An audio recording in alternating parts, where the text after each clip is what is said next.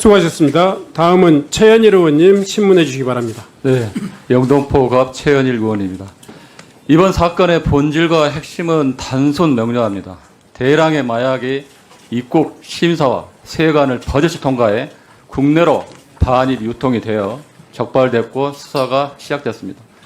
그런데 세관 연루 의혹이 제기되자 상황이 급변합니다. 첫째, 경찰청장에게 수사 성과를 직보하고 칭찬까지 받았던 김찬수 영등포 경찰서장이 돌연 용산을 언급하며 브리핑 연기를 지시했습니다.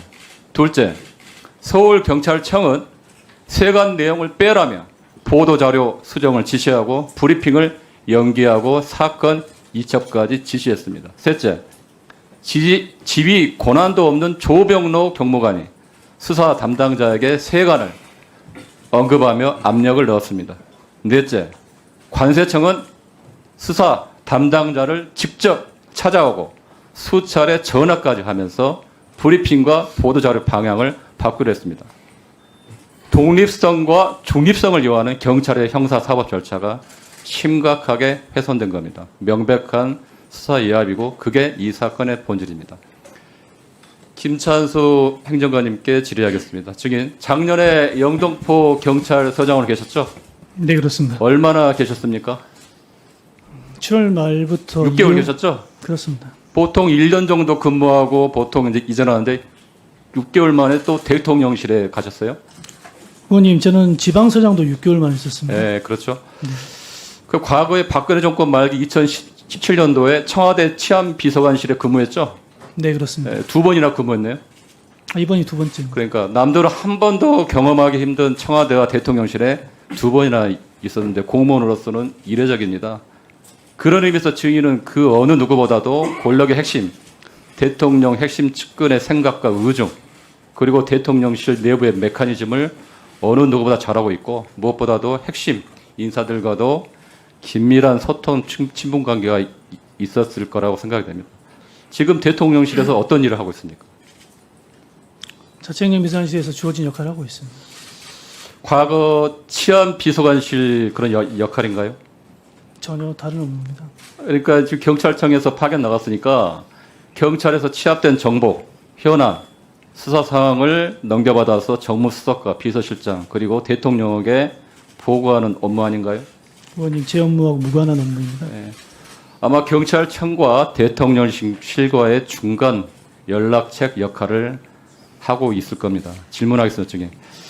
아까 그 용해인 의원께서 질의를 했듯이 작년 영등포 경찰서장으로서 마약 수사를 독려하고 홍보하고 윗선에 보고하고 칭찬까지 받다가 일주일 만에 갑자기 돌변해서 본인 관할의 최대 성과인 마약 수사를 방해하고 겁박하고 급기야 브리핑을 연기한 이유가 뭡니까 대체? 의원님, 전혀 사실 무근의 말씀을 하고 계십니다. 네. 증인은 작년에 영등포 경찰서장 당시에 관할 부서에서 마약 수사 큰 성과를 내니까 8월 26일에 수사팀 확대를 지시하고 9월 11일에 김봉식 서울청 수사부장과 9월 13일 윤희근 경찰청장에게 수사 사항을 상세하게 문자로 보고했죠. 그 내용은 이렇습니다. 각 조직, 총책 및 조직원 검거 진행.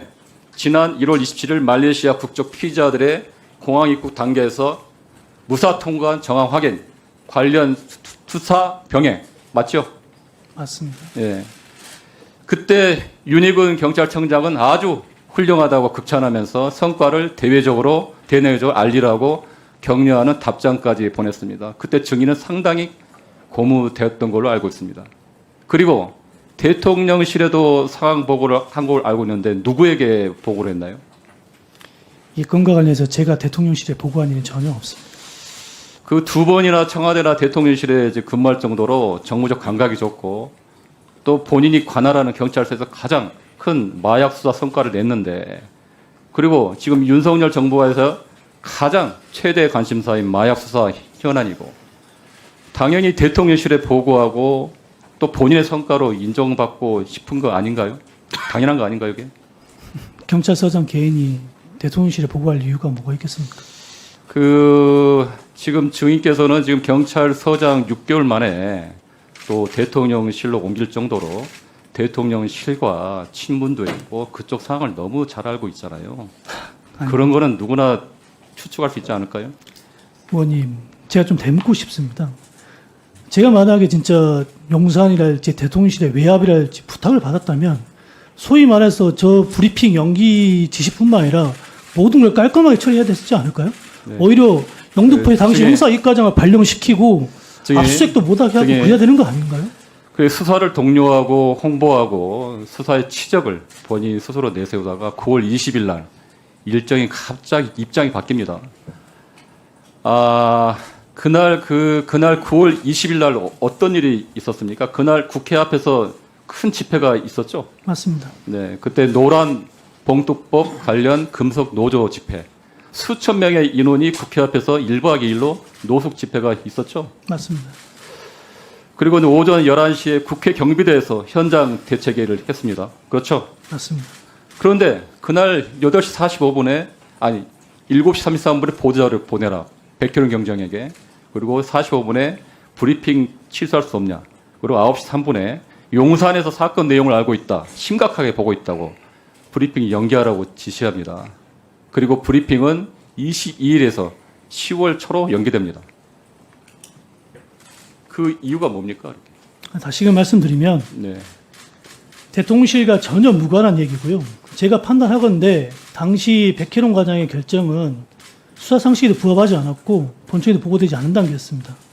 저 증인 백효룡 경정님 잠깐 나와주세요.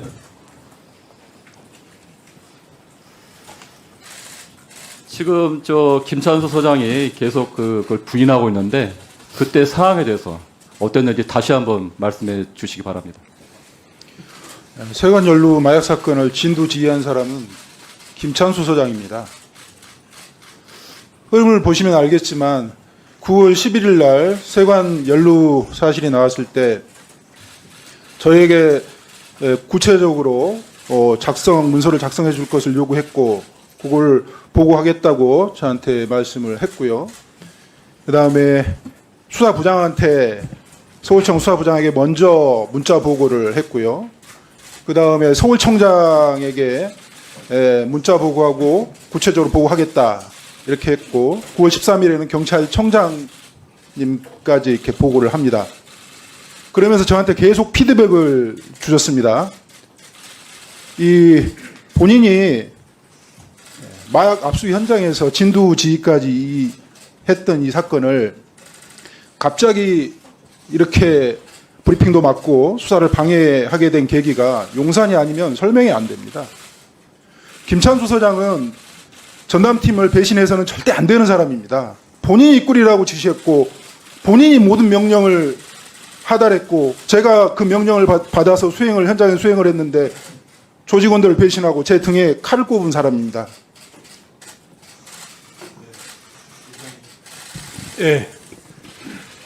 수고하셨습니다.